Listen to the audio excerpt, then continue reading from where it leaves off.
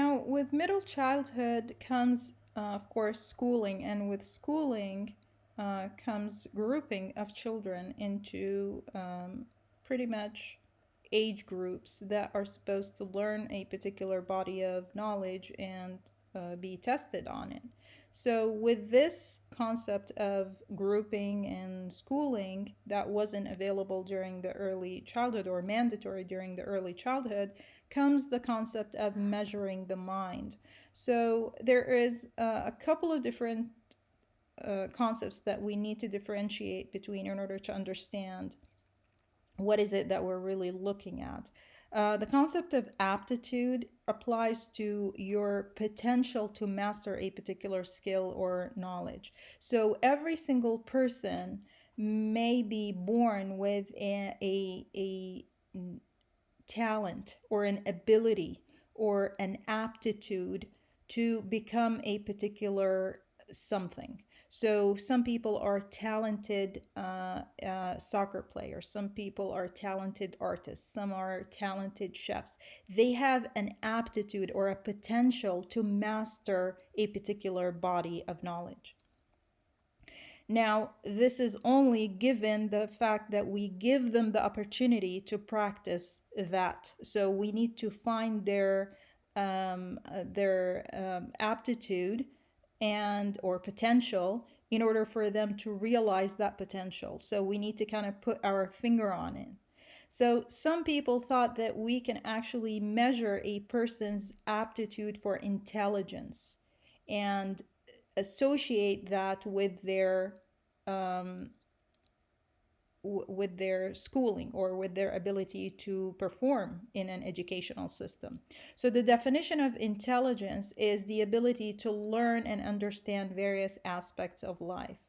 Of course, intelligence, traditionally meant reading and writing and arithmetic, but later on, as we will see in the next slides, we have started to include, arts and movement and spatial awareness and social interactions. So, your potential to learn something is your aptitude, all right? And one type of potential, one type of aptitude is your intellectual aptitude. And the way this was measured is through what is called an IQ test or intelligence quotient. This is a test that is designed to measure that intellectual aptitude, and it is basically a test that has shown to be very relevant or correlates with school achievement. So if you have a high IQ, you have a chance or the possibility to perform well in schooling or in school achievement. And if you had a low IQ, chances are you had a difficulty in achievement and in school achievement. Now, the IQ test has a scoring system, and on the scoring system, we have the numbers from 85 to 115 as being the average person. So a person with 100 on their IQ test who scores 100 is an average person, and a person who might come up to you and say, hey, I just took an IQ test and I scored 115 on it. You can congratulate them and tell them that congratulations, you are an average person. Similarly is a person who scores in the 80s or the 85. Now, below that is where we start to have red flags. So, a person who scores between 70 and 85 is what we call a slow learner. And children who score within those ranges, whether it is the orange, the green, or the pink, are usually the ones that raise the red flag of needing special education. The ones that score between 55 and 70 are what we call the mild intellectual children with mild intellectual disability, and then after that it becomes moderate, then it becomes severe. On the other side, we also have higher level of intellectual ability, and this is when we go beyond the 115 into what is called a superior intellectual ability, a gifted intellectual ability, and finally the genius. And this is the final group.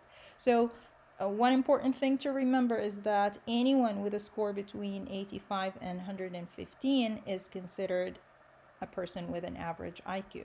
Now, remember, when I said that intellectual potential or intellectual aptitude is one type uh, of measurement of our potential or our ability.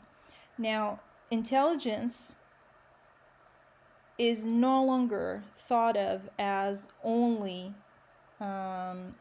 referring to reading and writing and math, reading, writing, and arithmetic. It's now inclusive of much more different types of intellectual ability because of two very important scientists that we'll talk about in a minute. But let me stop right here and kind of explain why there's a difference between IQ tests and what we call achievement tests. And this is the typically used test in schools. An achievement test is a test that you take at school, and you've probably taken many of those in your during your schooling, definitely during elementary school, where you measure what you have actually learned, like your retention ability of what you've learned. It's kind of like the test that I give you at the end of the semester or for our chapter tests. But this one is something that is given to all the children in a particular grade to measure their mastery or their proficiency in a particular area, say reading, math, or writing, or science. And then it will look at those numbers and compare them to each from one school to another, and kind of see the norms for each grade. So this grade level is scoring this, and that grade level is scoring that. So it's a measurement of what has actually been learned. So I give you a body of knowledge, I teach you something about the sciences, and then at the end of 4th grade, I test your science knowledge. All right. Now, one particular effect that is noted in your book is called the Flynn effect. And the Flynn effect refers to Flynn, who was the scientist that discovered it. And that is that it's been documented that there are sometimes a rise in the average IQ score of a whole nation that occurs over decades. So it starts out, let's say, at a certain level, and then over the decades it goes up. So this effect, named the Flynn effect, is worthy of studying to figure out what happened. Did people all of a sudden become more intellectual? What they found is that it has to do with the nurture. So intellect, again, remember, it's your you're measuring your intellectual potential. But then your intellectual potential is bound by your environment. Without your improved environment, without your exposure to certain education, then you wouldn't improve your intellect. You might be not given the right numbers. So what they noticed is that women, in comparison to men, for example, have started to score a higher numbers over the decades, and Southern Europeans, in comparison to Northern Europeans, have started to score higher, especially in the 20th century. Well, what happened is that during that period, there were improved opportunities for those groups in the educational system. So if you had tested women without exposing them to education and then came back and tested women again with education, you're bound to find a difference in their IQ scores because of the nurture factor. So the Flynn effect, which is basically that change, the dramatic change in whole nations in their IQ test, is an example of how nature and nurture work together to produce those IQ numbers. So going back to multiple intelligences, we have some scientists who really doubt the concept of a single test, a single IQ test to measure our ability, because they really do believe that human brains are too complex to be kind of examined through one single test, or examined through a certain particular way of understanding their intellectual ability. Our intellectual ability is not all the same. We have different brains. So the first person that came with the concept of multiple intelligences theory was Sternberg. And initially, he believed that there were three different types of human intelligences. And he described them as the analytic one, the creative one, and the practical one.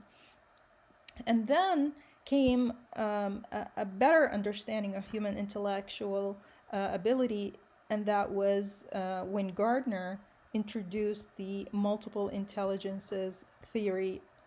Initially, it was 7, and then he later added 2 more. So he said that human beings are basically intelligent, but we might have some of all 9, or we might have a couple or 2 or 3 or 4 that are extremely high. We excel in certain ones in comparison to other ones, and that would be our kind of like our strengths. So every person has strengths and weaknesses, and your strengths might not be the same as the person next to you. So some people are linguistically intelligent. They're really good with words, and they have a really good understanding of vocabulary and can use it in a very eloquent way. Other people are really good with numbers, and their mathematical ability and mathematical reasoning is beyond anyone else. So their excellence is in that area of, or that intellectual ability is far more than any other. Other people are musical geniuses. They're really good with music. They can hear something and repeat it and figure it out, or memorize it, or come up with musical notes.